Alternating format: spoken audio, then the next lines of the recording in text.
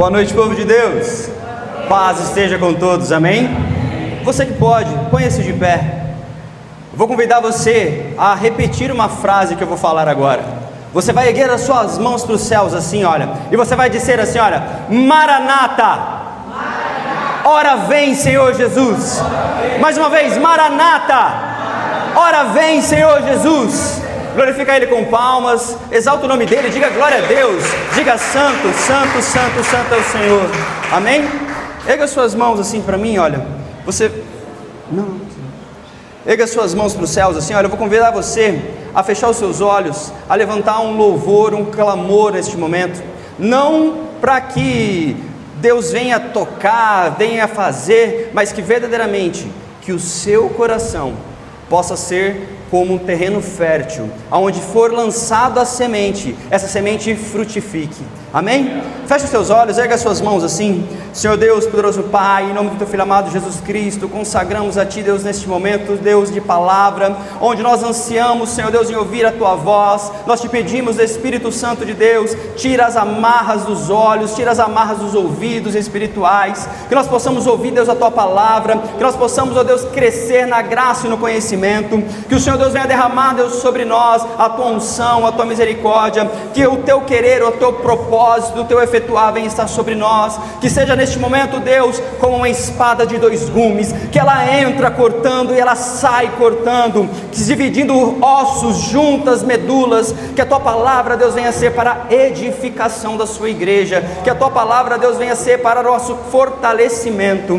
É o que nós já Te pedimos, Senhor, e já Te agradecemos, para a glória do Pai, do Filho e do Espírito Santo de Deus, e todos digam, glória a Deus, aleluia. Podemos assentar, amém? Meus irmãos, sempre é com muito amor e com temor que eu aceito, quando eu tenho a oportunidade de pregar o Evangelho, de subir até o altar do Senhor, é com muito amor e com muito temor, porque nós precisamos ter toda a reverência ao nosso Deus. E antes de começar a pregação, nós estamos hoje na quarta doutrina cardinal da nossa igreja. O pastor Pablo foi muito feliz quando ele iniciou, ele falou que nós não idolatramos de maneira alguma, nem a imê, nem a placa, nós adoramos a Deus em espírito e em verdade, é isso que importa. Mas de fato, meus irmãos, essa igreja foi a igreja onde os meus pais se converteram antes mesmo de saber que eu ia vir ao mundo. Eles tiveram o prazer de conhecer Jesus, e eu tive o privilégio de nascer num berço cristão, aonde eu já cresci na igreja do Evangelho Quadrangular, na antiga primeira igreja, quando as igrejas ainda eram conhecidas por números, na igreja da Cônigo José Bento, e ali eu tive a oportunidade de aprender o que é ser cristão, e depois dos meus 14 anos de idade, eu fui me batizar nas águas. Mas hoje nós vamos falar sobre a quarta doutrina cardinal, a quarta doutrina do Evangelho Quadrangular, que é Jesus voltará. A doutrina do Evangelho Quadrangular, quando ela fala, muito obrigado, meu irmão, quando ela fala Jesus voltará, ela é representada pela cor roxa ou púrpura. Por isso que hoje muitas pessoas a gente vem com o roxo aqui, mas por quê? O roxo e a cor púrpura, ela era destinada apenas à realeza, porque a cor roxa e a cor púrpura, o roxo é uma tinta muito difícil de se fazer, então ela era muito cara. Então por isso que o Jesus voltará, ele é representado pela cor roxa. Por quê? Porque nós acreditamos que Jesus é o Rei que há de vir. Nós acreditamos que a primeira vinda de Jesus, ele veio ali como um homem, como um carpinteiro, nascido em manjedoura, mas a segunda vinda de Jesus, em breve ele voltará, e a Bíblia diz que ele voltará com seus anjos, e na sua boca há uma espada afiada, em sua coxa está escrito Rei dos Reis, Senhor dos Senhores. Então a segunda vinda de Jesus, ela é representada pela cor roxa da realeza. O símbolo é uma coroa que está lá em Apocalipse. Aquele que vencer herdará a coroa de vida eterna.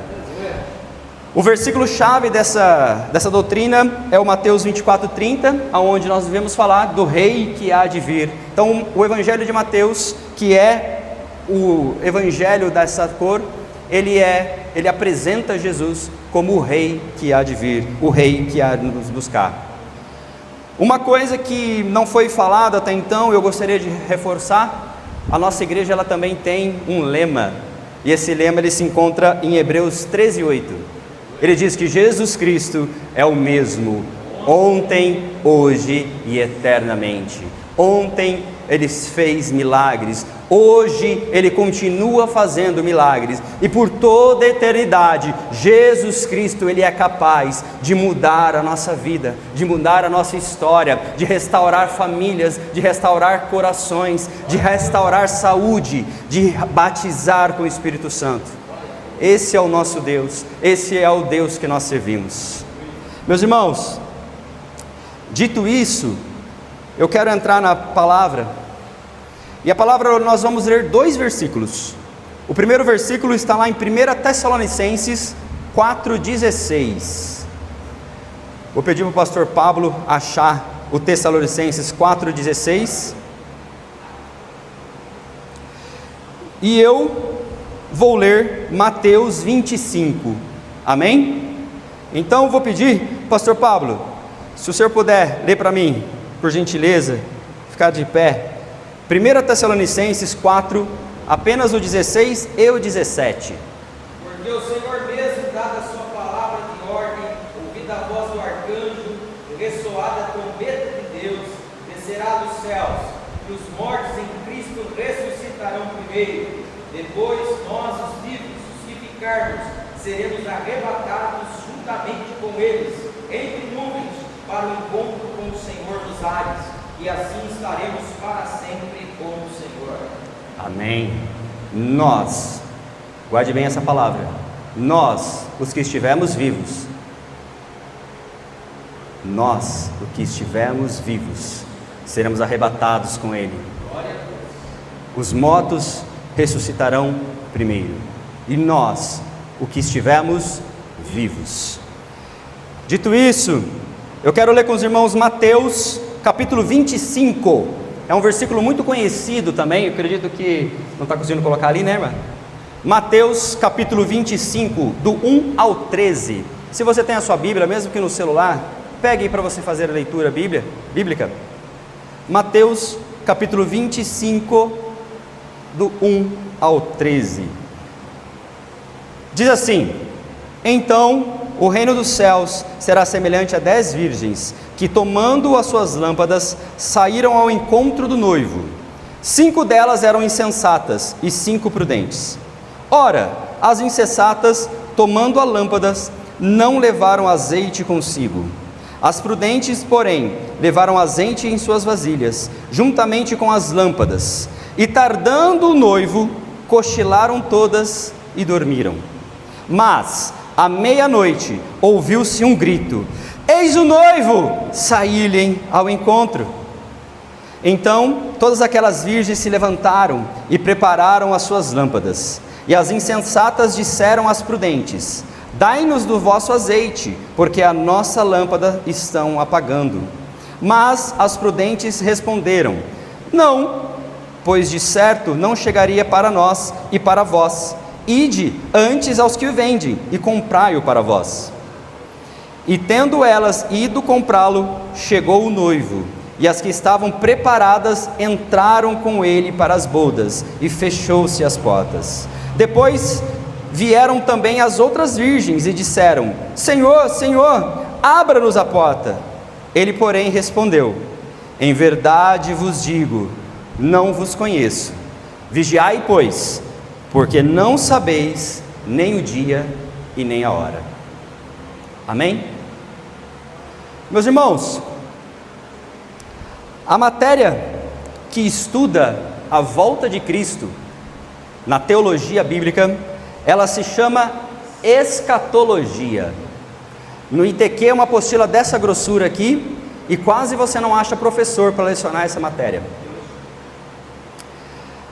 A matéria que estuda a volta de Jesus na teologia bíblica, ela se chama escatologia. Só que o que acontece, meus irmãos?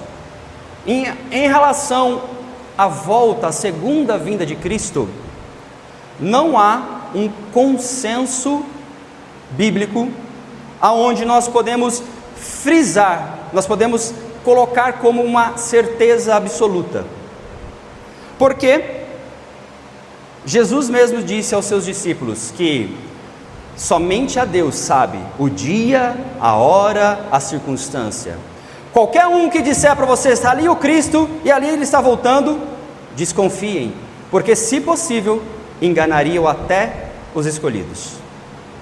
Não existe consenso bíblico sobre quando, não existe consenso bíblico quanto a como, não existe consenso bíblico sobre pré-tribulacionista, pós-tribulacionista, não existe consenso bíblico sobre a predestinação ou sobre o livre-arbítrio. Não existe um ponto onde você coloca afirmação e isso passa a ser imutável. Existem apenas duas grandes certezas que são incontestáveis por qualquer linha de teologia. A primeira delas, a salvação é pela graça. Porque se não fosse pelas obras, todavia Cristo teria morrido debalde, em vão. A única certeza bíblica que nós temos é a graça nos basta. É somente pela graça, pela fé em Jesus e pela graça. E a segunda grande vitória, e a segunda grande certeza é que em breve Ele virá. Meus irmãos, eu acho que vocês não entenderam. A segunda afirmação é: Jesus virá, Ele vai voltar para nos buscar. Essa é a segunda, única certeza bíblica que nós podemos afirmar nesse quesito. Que Jesus Cristo, Ele prometeu, porque se não fosse assim eu não teria dito, eu vou para o Pai, preparar a morada, mas em breve eu voltarei. Essas palavras foram ditas pelo próprio Cristo, aquele que veio, que viveu, que morreu por mim e por você. Ele afirmou: eu vou para o Pai e te entrego o Consolador, e eu vou para o Pai e preparar-vos morada, em breve eu vou voltar, em breve eu vou te buscar. Meus irmãos, só que existem alguns motivos para que essa pregação, essa palavra não seja comum nos púlpitos hoje em dia. Existe um motivo que a volta de Jesus ela não é pregada mais nos púlpitos evangélicos. Existe um grande motivo, dois motivos, que fazem com que nós não preguemos mais que Jesus Cristo vai voltar. O primeiro motivo é o que eu acabei de falar. Não existe um consenso, é uma briga eterna entre linhas de teologia calvinistas, arminianistas, é uma briga enorme de teologias, de brigas infundáveis e intermináveis sobre pré e pós-tribulacionista. Então, existem alguns motivos para que a volta de Jesus não seja pregada nos púlpitos. O primeiro deles é a falta de consenso. E a Bíblia nos diz, Paulo nos diz, que nós devemos tirar de perto de nós as vãs conversações, e pode se encaixar nisso. Discussões aonde não vai levar ninguém a lugar nenhum. Discussões sobre eu estou certo, você está errado, Jesus Cristo vai voltar assim, Jesus Cristo vai voltar assado. Não, mas eu vou voltar, eu estou lá já junto com os 144. Existem inúmeros pensamentos sobre isso. E como isso não é um consenso, isso muitas das vezes não é pregado no púlpito. Mas eu acredito que esse não é a maior verdade. Eu acredito que existe um outro grande motivo para a volta de Jesus não ser pregada. E o motivo é que a volta de Jesus, ela fala sobre juízo. O motivo de não ser pregado mais sobre a volta de Jesus nas igrejas é porque ela fala sobre juízo. É porque ela fala sobre quem está certo e quem está errado. A volta de Jesus ela não é pregada mais nas igrejas com tanta frequência, porque ela coloca o ser humano contra a parede. Não é uma verdade que ela é subjetiva. Ah, mas na minha igreja pode isso, na sua igreja não pode? mas na minha igreja prega tal vestimenta, na sua igreja pode vir de qualquer jeito. A volta de Jesus, ela não é pregada muitas vezes nas igrejas, porque ela prega sobre uma decisão de sim e não.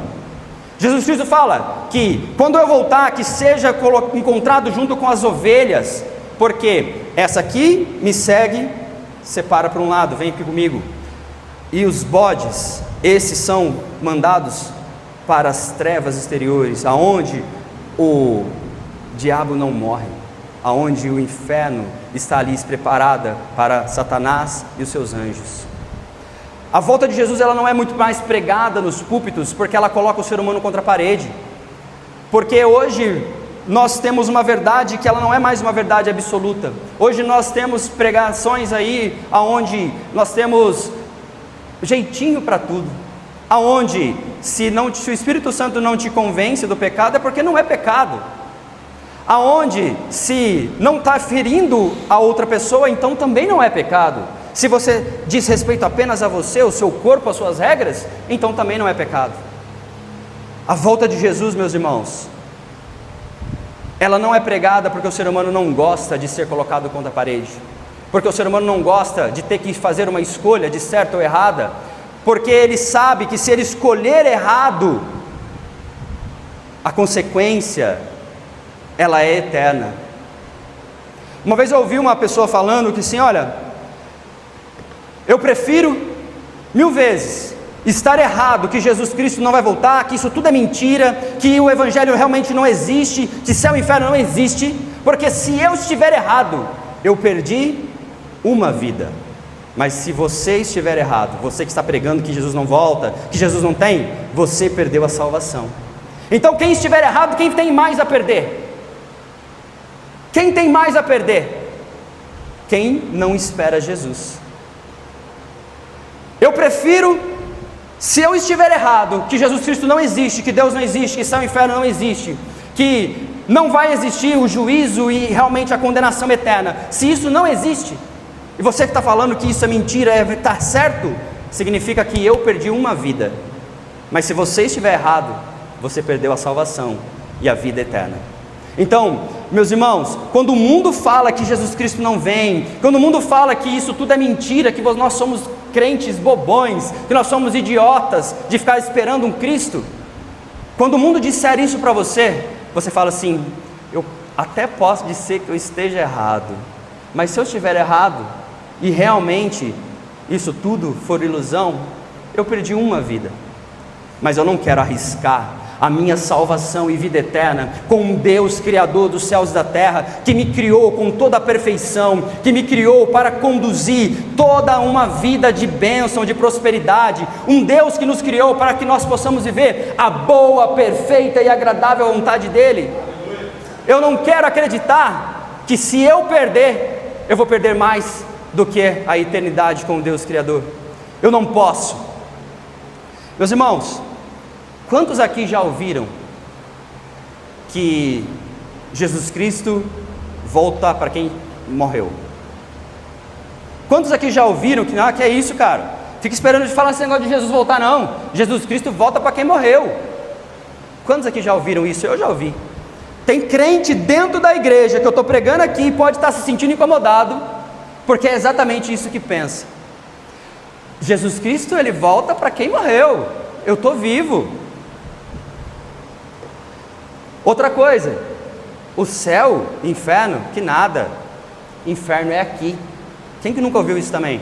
O inferno é aqui, tanta criança morrendo, tanta enfermidade, tanta fome, tanta injustiça, tanto mal, guerra, tanta coisa ruim, coisas ruins acontecendo com gente boa, que nada, o inferno é aqui mesmo.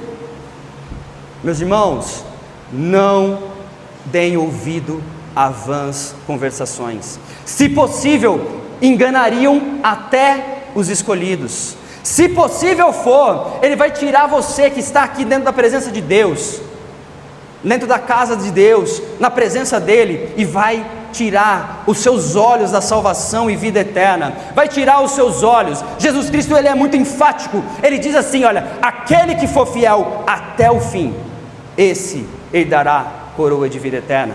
não é aquele que vai até a metade do caminho, não é aquele que dá aquela desviada, é aquele que vai até o último, é aquele que vai até o último dia. Só que eu pedi para o nosso pastor Pablo ler Tessalonicenses. Depois, os que morreram em Cristo ressuscitarão primeiro. Depois, nós, os que estivermos vivos, seremos arrebatados juntamente com Ele. Meus irmãos, a pregação desta noite aqui, eu quero dizer para você uma única palavra, que se você guardar essa única palavra, na segunda-feira, amanhã cedo, quando você for para o seu trabalho, toda essa pregação que eu estou falando aqui, se você guardar uma única palavra, a minha obrigação aqui com vocês vai ter sido cumprida. E essa palavra é a seguinte: meus irmãos, não esperem Jesus na volta apenas na morte, estejam preparados para a volta de Jesus em vida.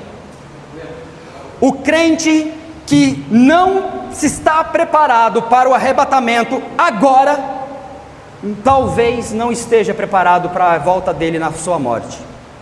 Mas o cristão que anda vigilante, o cristão que tem a santidade como um estilo de vida, o cristão que dorme e acorda pensando no trono da graça, onde procede todas as saídas de vida eterna, esse cristão, ele está pronto tanto para a volta de Cristo em vida quanto na morte.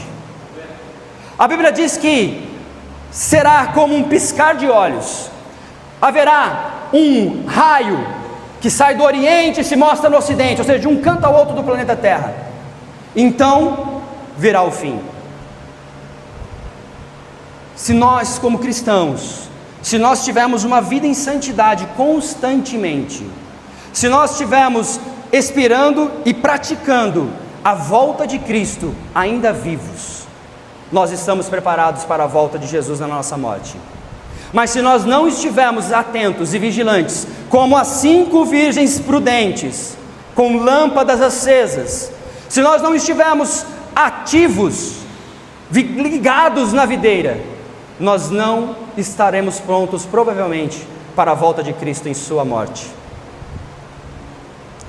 Meus irmãos, quando eu era criança, tinha uns 12 anos, eu me lembro como se fosse hoje. Tinha muito menos aviões do que hoje em dia, e eu morava no Jardim Jacinto, ali para trás do antigo Elvira, e ali não é rota de avião, eu me lembro como se fosse hoje. Se eu fechar os olhos, eu me lembro como se fosse hoje. Eu morava no fundo da casa da minha avó. O fundo da casa da minha avó tinha um terreiro bem grande assim, né, aquelas casas antigas, né, que a casa era construída no fundo como uma edícula, e na frente tinha um grande terreno assim, com plantação da minha avó, aquelas coisas todas de antigamente, que era uma vida muito saudável, muito grata. Mas eu me lembro até hoje, numa bela tarde, estava eu, minha avó, minha tia-avó, que ficavam lá, aposentadas, e eu voltei da escolinha, estava lá, esperando minha mãe chegar, e a gente brincava com os primos, e eu me lembro como se fosse hoje, meus irmãos, com 13 para 14 anos. Não é rota de avião, aquele bairro lá, mas eu lembro até hoje que passou um avião muito baixo mesmo, e aquele barulho era estrondoso, aquele barulho era ensurdecedor, aquele barulho tremia a minha alma, e eu lembro como se fosse hoje, que eu caí no chão, me joguei no chão, e eu achei que era a volta de Jesus, eu achei que Jesus estava voltando, eu achei que era Jesus vindo, eu achei que era a trombeta, eu achei que era o arrebatamento da igreja, e eu achei que era o meu tempo de ver a volta de Jesus, com 13 para 14 anos, meus irmãos. Meus irmãos, hoje eu olho para esse evento e falo assim, cara, eu sei que a gente não deve se orgulhar da gente, falsa modéstia é pecado, mas eu falo assim, cara, eu acho que naquele dia o Espírito Santo de Deus falou assim, yes!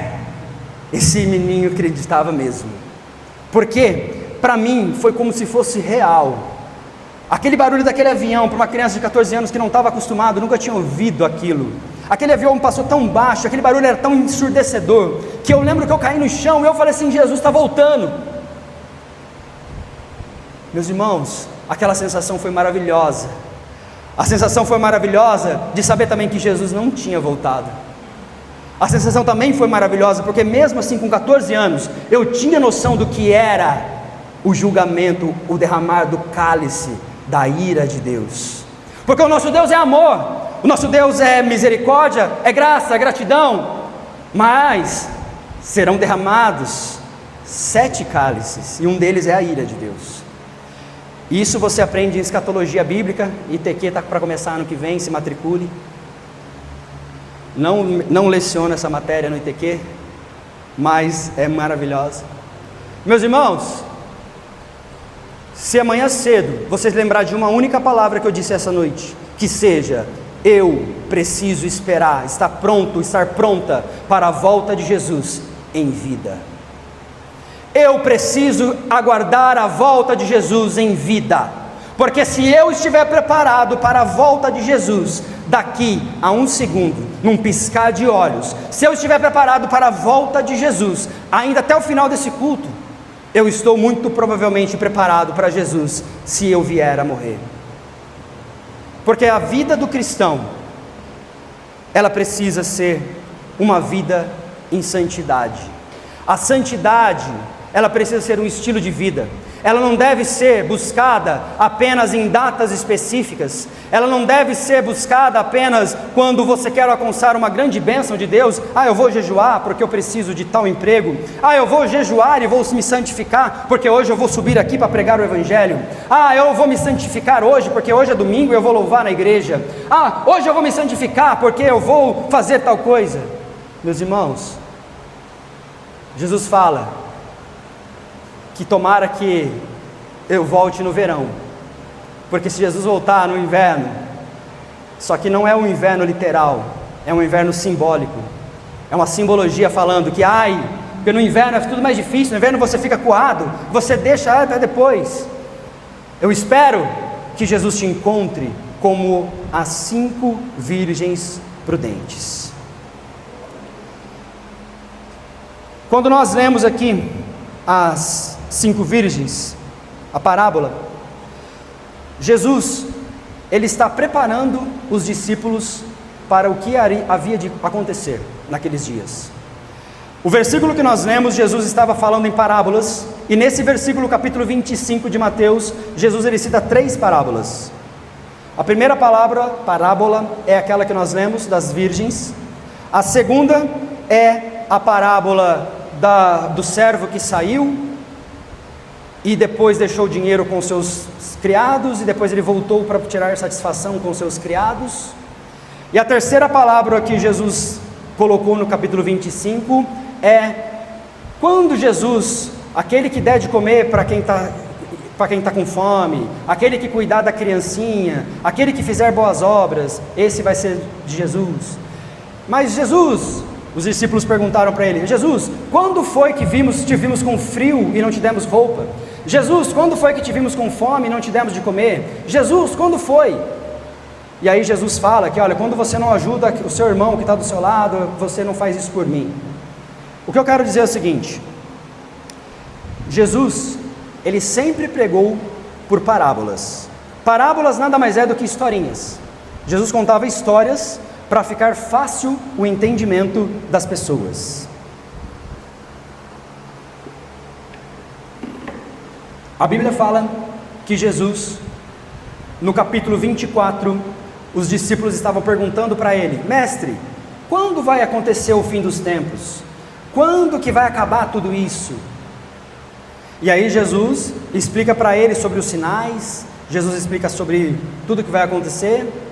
No 24, no 25, Jesus fala essas 3 parábolas que nós lemos, a primeira. E no 26, Jesus anuncia: olha, daqui 2 dias vai ser a Páscoa, e daqui 2 dias eu vou ser entregue. Nós precisamos entender que Jesus, quando ele pregou essa parábola das 5 virgens prudentes e das 5 virgens sábias, loucas, nécias, Jesus estava preparando os discípulos para aquilo que ia de vir, que era a rude cruz, que era a morte de cruz. Jesus estava preparando as pessoas, os discípulos, para aquilo que ia acontecer. E quando Jesus prepara, lá no capítulo 25 de Mateus, ele começa a contar, então, a parábola das virgens, das 10 virgens. Nós, meus irmãos, somos comparados às 10 virgens no sentido escatológico da Bíblia, da redenção, da salvação. O que isso quer dizer? O Espírito Santo de Deus, ele é representado diretamente sobre o azeite, ok? O Espírito Santo nessa parábola é representado pelo azeite. Então, quando Jesus fala que 5 levaram azeite e 5 não levaram azeite suficiente, vejam bem, entenda, as 10 virgens, as 10 tinham azeite, não é que uma não tinha e as outras tinham, as 10 tinham, mas 5 prudentes usaram do Espírito Santo, usaram do azeite de forma prudente, de forma diligente, e 5 loucas usaram de forma desajustada, desenfreada. 5 usaram de forma corruptível e 5 usaram de forma incorruptível. 5 delas usaram de forma certa e 5 usaram de forma errada. E a Bíblia diz aqui também, capítulo 5: e tardando o noivo, cochilaram todas. Cochilaram todas. Não cochilaram apenas as insensatas, não cochilaram apenas as prudentes. A Bíblia afirma que cochilaram todas. Então, no sentido escatológico da salvação e redenção, a igreja ela é comparada com as 10 virgens e não apenas com as 5. Jesus ele compara a igreja com as 10. Por quê? Porque, meus irmãos, muitos são os que dormem, muitos são os que desistem de esperar o noivo, muitos são os que estão na presença de Deus, mas que não cuidam das suas lamparinas, que não cuidam daquilo que Deus entregou, daquilo que fomos selados desde a consumação com o Espírito Santo. O Espírito Santo de Deus, ele era com os antigos, com os patriarcas, com pessoas seletas, escolhidas por Deus, e aí o Espírito Santo tomava posse de Davi, o Espírito Santo de Deus tomou posse de Sansão, ele pontualmente. O Espírito Santo de Deus, ele estava presente em Jesus, quando ele foi se batizar lá, e a pomba, o Espírito Santo em forma de pomba, veio até Jesus, e o Espírito Santo de Deus, ele está conosco hoje, porque Jesus falou: ficai em Jerusalém, até que do alto sejais revestidos de poder, o quais fostes selados, mas aí que está, o quais fostes selados para o dia da volta. O que nos garante a passagem, o que nos garante o passaporte, o que nos garante o check-in, o que nos garante a entrada, o livre acesso, é a presença do Espírito Santo de Deus.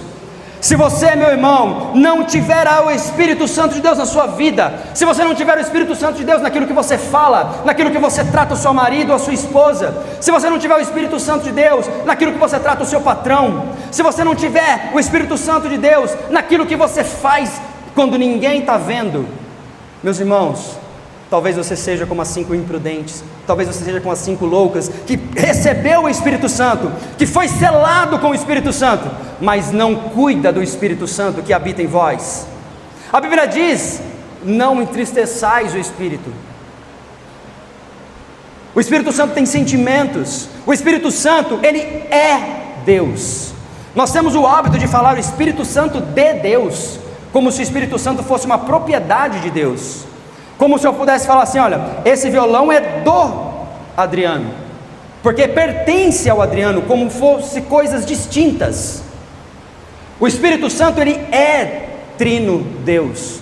O Espírito Santo é Deus. Quando nós recebemos o Espírito Santo que do alto nos foi enviado, nós recebemos um selo de intimidade, nós recebemos um selo de ligação, de comunhão, que nos leva até Deus.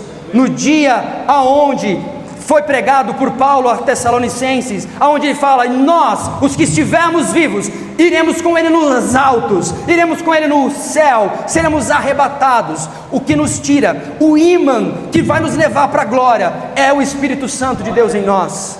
O ímã que vai puxar e nos levar para a glória é o Espírito Santo de Deus na vida do crente. Se você, meu irmão, clama a Ele, que os frutos do Espírito Santo Ele te entrega. Os dons, o Espírito Santo dá conforme lhe apraz. Não vamos entrar nesse mérito, mas o fruto do Espírito Santo, bondade, longanimidade, domínio próprio, mansidão, todos os frutos, você clama e o Espírito Santo te dá. Clama pelo Espírito Santo, porque é quais nele que fostes selados para o dia da redenção. Meus irmãos, a minha palavra aqui, ela é reta. Esteja preparado para Jesus em vida, porque se você estiver preparado para Jesus em vida, provavelmente você está preparado para Ele também na sua morte. Agora, se você acha que eu vou curtir a vida mais um pouco e depois eu vou para Jesus, eu vou continuar pecando mais um pouco, afinal de contas o meu pecado ninguém vê, e depois eu me acerto com Cristo, depois eu peço perdão.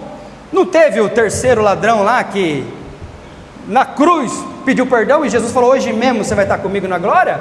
Eu vou pedir perdão no último minuto, deixa eu curtir o meu pecado. Meus irmãos, o dia e nem a hora, Jesus fala no capítulo 13: vigiai, pois não sabeis nem o dia e nem a hora.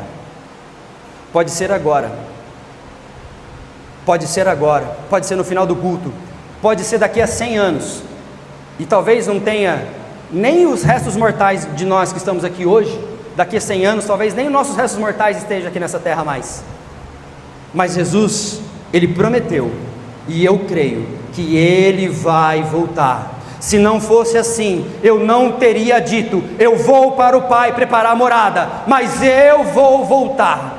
Jesus Cristo vai voltar, e Ele vai arrebatar a sua igreja, e naquele dia toda língua confessará, todo joelho se dobrará, e toda língua confessará que Jesus Cristo é o Senhor.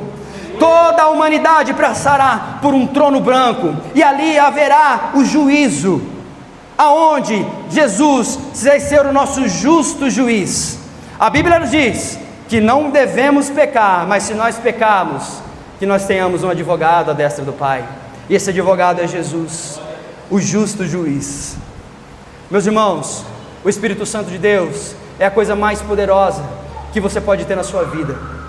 O Espírito Santo de Deus é a coisa mais maravilhosa. Você quer um casamento feliz? Chama o Espírito Santo de Deus para fazer parte do seu casamento. Você quer uma empresa próspera? Chama o Espírito Santo de Deus para ser o gestor da sua empresa. Você quer ter filhos saudáveis, felizes, filhos santos, libertos da droga, libertos da enfermidade? Chama o Espírito Santo de Deus para cuidar dos seus filhos. Você quer ter um ministério próspero? Você quer ter um ministério onde você coloca as mãos sobre os enfermos e os enfermos são curados? Aonde você manda o inimigo ir, o diabo embora, ele sai? Tenha o Espírito Santo de Deus na sua vida, porque é nele que fostes selados para o dia da redenção, para o dia da grande volta, para o dia aonde tudo que nós conhecemos vai ser diferente. Essa parábola não é sobre casamento. Essa parábola não é sobre noivo. Essa parábola, ela não é sobre achismos. Será? Essa parábola, ela é sobre uma certeza. Ela é sobre uma afirmação. Vigiai, pois, porque em breve o Senhor virá.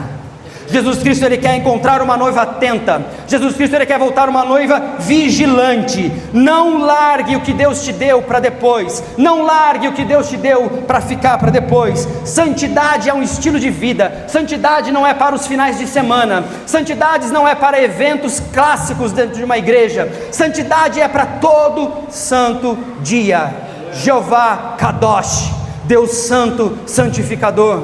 Esse é o Deus que pode mudar a sua vida como cristão, santificando a sua vida, te fazendo ser um crente melhor. Que essas palavras, meus irmãos, que essas palavras não sejam apenas palavras motivacionais para que você saia daqui pensando: nossa, é verdade, eu preciso deixar aquele pecadinho que ninguém vê. Nossa, é verdade, eu preciso tomar vergonha na cara e ser um crente melhor. Nossa, é verdade, eu preciso tomar uma decisão. Que essa palavra desta noite aqui, meus irmãos, não seja motivacional, que você vai para sua casa, dorme e esquece. Dorme e não faz nada com ela. Guarde uma única palavra que eu estou dizendo: esteja pronto para a volta de Jesus em vida. Porque se você estiver próximo, se você estiver pronto para aguardar Jesus em vida, você estará preparado para a sua volta em sua morte. Meus irmãos, o cristão, ele tem duas escolhas. Capítulo 6, 25:6 diz assim: mas à meia-noite ouviu-se um grito: eis o noivo! Eu estou avisando, meus irmãos, existe um noivo que vai vir buscar a igreja. Existe um pastor aqui dentro, pastor Rogério, pastor Pablo, eu estou aqui, todo mundo. Existe um evangelho puro que prega a redenção, a salvação.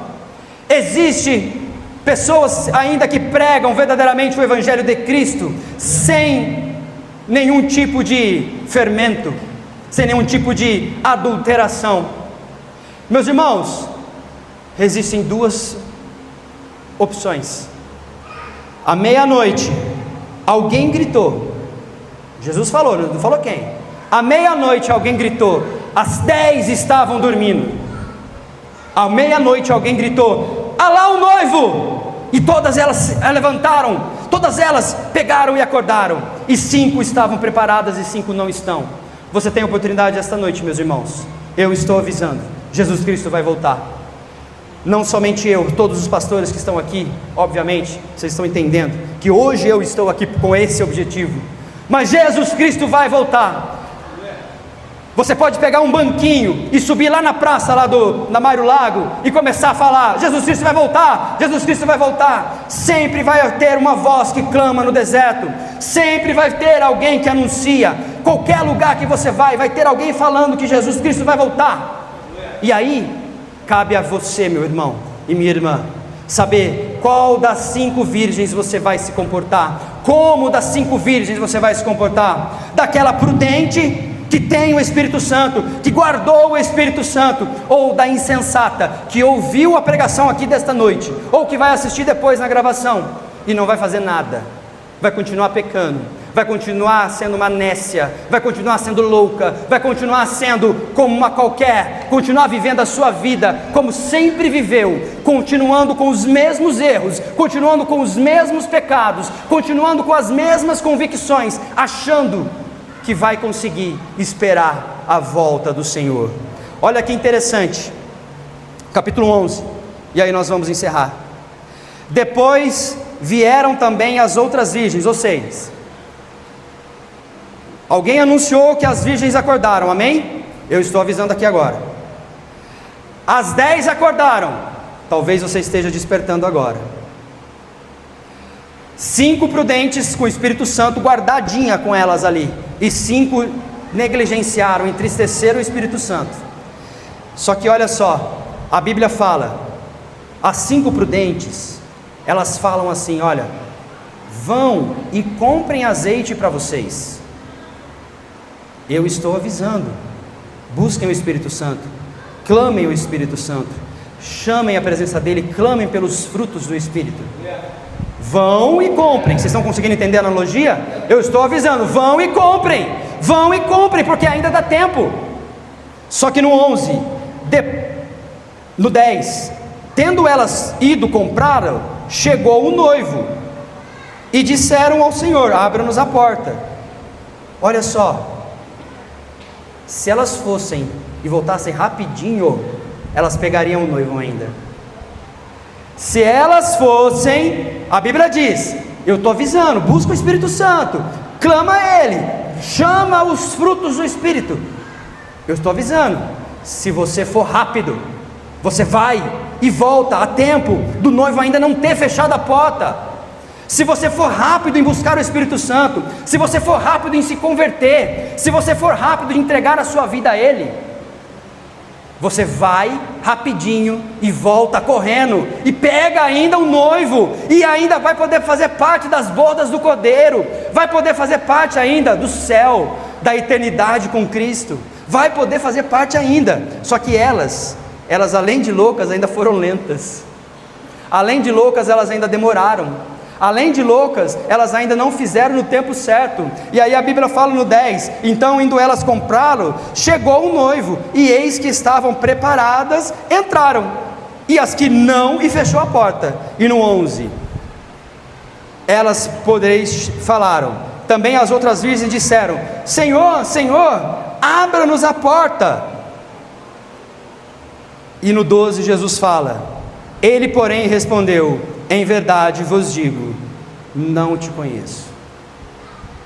A pior coisa que pode acontecer para um cristão é no dia do juízo, no dia que Jesus vier buscar a sua igreja. Jesus ele fala que todo aquele que clama, Jesus, em seu nome eu expulsei demônios, Jesus, em seu nome eu fiz isso, eu fiz aquilo, em seu nome eu fiz isso. Jesus fala assim: apartai de mim, maldito, porque eu não vos conheço. Porque aquele que ouve as minhas palavras e as pratica, esse sim será tomado como um homem prudente. Olha a analogia, prudente. A esse que segue as minhas palavras e a pratica, será comparado ao homem prudente que construiu a sua casa sobre a rocha. E o que ouve não a pratica será contratado como um louco que constrói a sua casa na areia. Olha a analogia, meus irmãos, olha a ligação entre uma coisa e a outra. Olha, então, depois vieram também e falou assim: olha, não te conheço.